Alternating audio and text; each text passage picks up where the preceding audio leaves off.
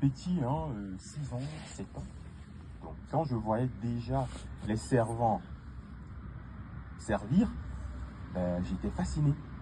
Quand je voyais les prêtres célébrer, j'étais fasciné. Et il m'arrivait même de me voir, enfin, de m'imaginer dans une chasuble en train de célébrer, quoi. Voilà, donc j'étais fasciné. Alors, dans ma petite tête, pour devenir prêtre, il fallait forcément être servant. Donc, je me suis dit, ben, moi, je veux devenir prêtre, donc je vais entrer dans le groupe des servants. Donc, sans dire à mes parents que mon objectif, en fait, c'était de devenir prêtre, ben, j'ai demandé à intégrer le groupe des servants, donc ce qui fut fait. Alors, en évoluant, en grandissant, donc j'ai compris que non, c'est deux choses différentes. Service à l'hôtel et puis devenir prêtre, c'est vraiment deux choses différentes. Donc, alors, j'ai commencé par réfléchir sur cet aspect, parce que ça m'attirait vraiment. Quatrième, troisième, donc vers la fin du collège, ben, avec les parents, qu'est-ce que tu veux faire plus tard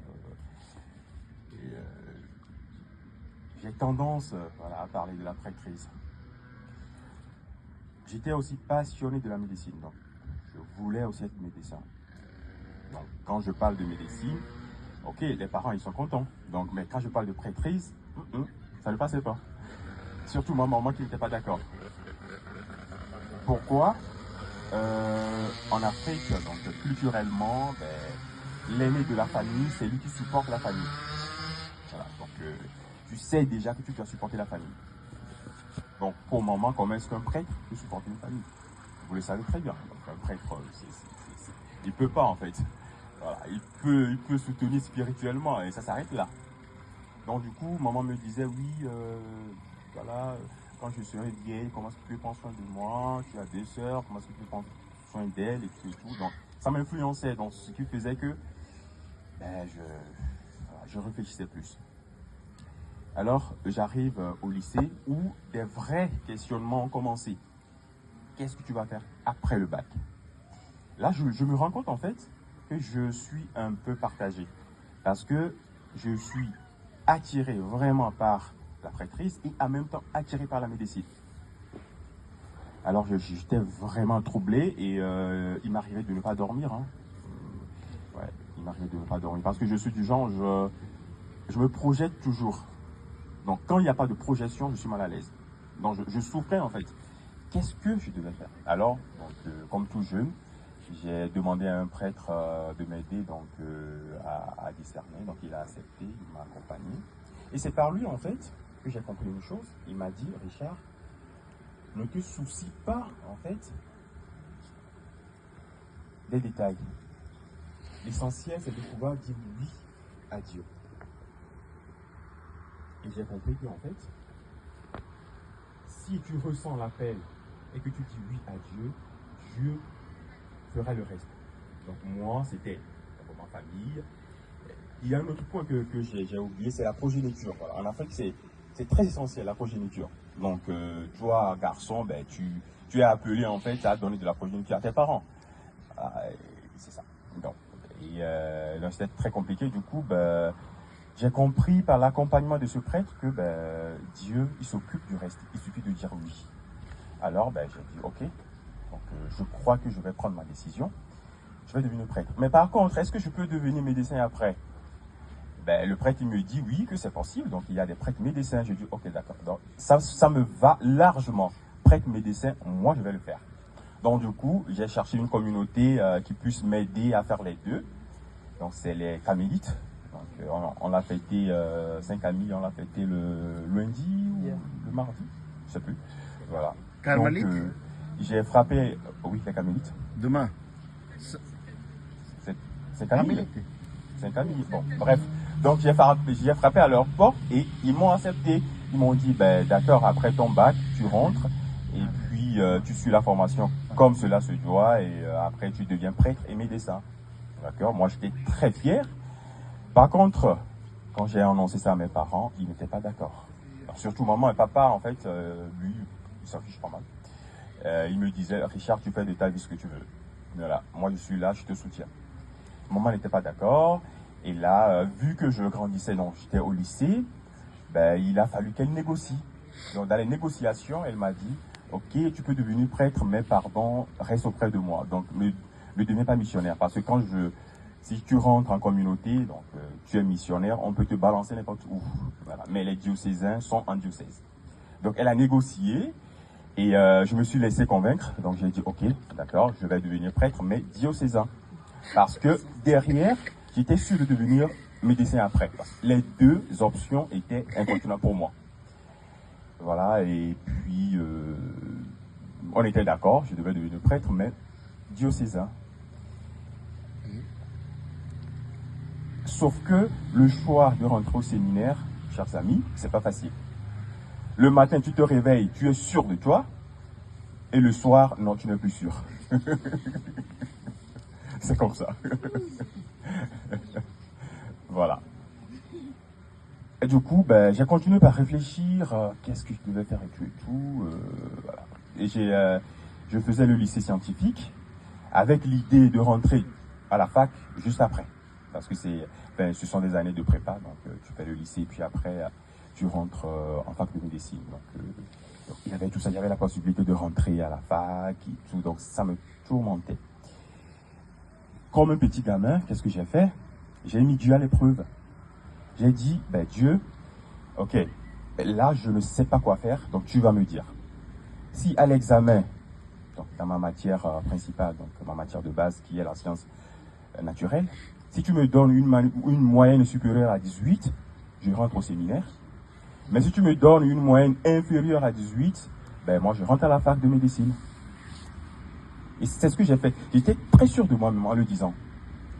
Bon, l'examen arrive, donc je compose. Et le jour des résultats, ben, je vais vérifier et j'ai 19 en sciences naturelles. Ouais. Bravo! Ça, c'est scientifique! Voilà, donc ce qui veut dire que je devais forcément rentrer au séminaire. Donc je ne me suis plus posé la question en fait. Parce que c'était un contrat entre Dieu et moi. Donc il me l'a fait, on ne se pose plus de questions. Donc je quitte la consultation des résultats, je passe directement en paroisse pour dire à mon curé que je veux devenir prêtre, que je veux rentrer au séminaire. Et il n'était pas choqué parce que j'étais servant, il me connaissait très bien. Et voilà. Du coup, mes dossiers ont été préparés et je suis rentré au séminaire en septembre 2013. Voilà. Et donc j'ai commencé mon parcours. Et aujourd'hui, je suis diacre à Clermont. Comment est-ce que ça s'est passé? Parce que normalement, j'étais destiné à mon diocèse d'origine, donc le diocèse de Lomé. Effectivement, si vous faites 2026 moins 2013, ça fait 13 ans.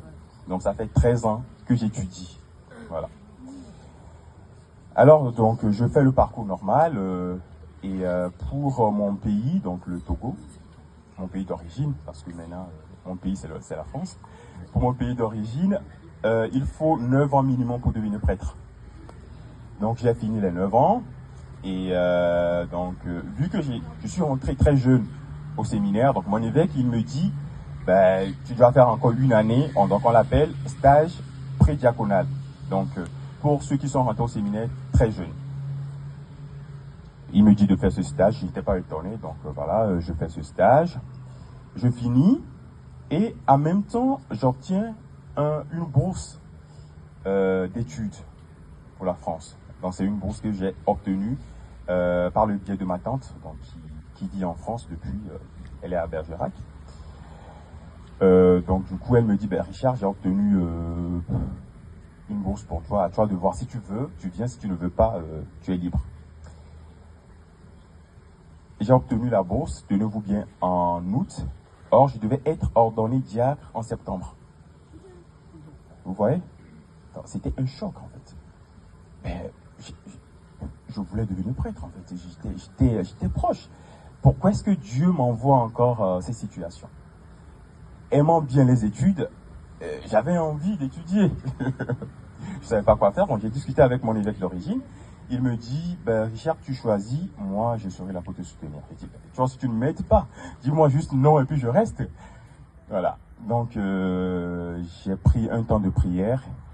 Et dans ma prière, en fait, qu'est-ce que je voyais, ou enfin, la parole qui me venait, c'est que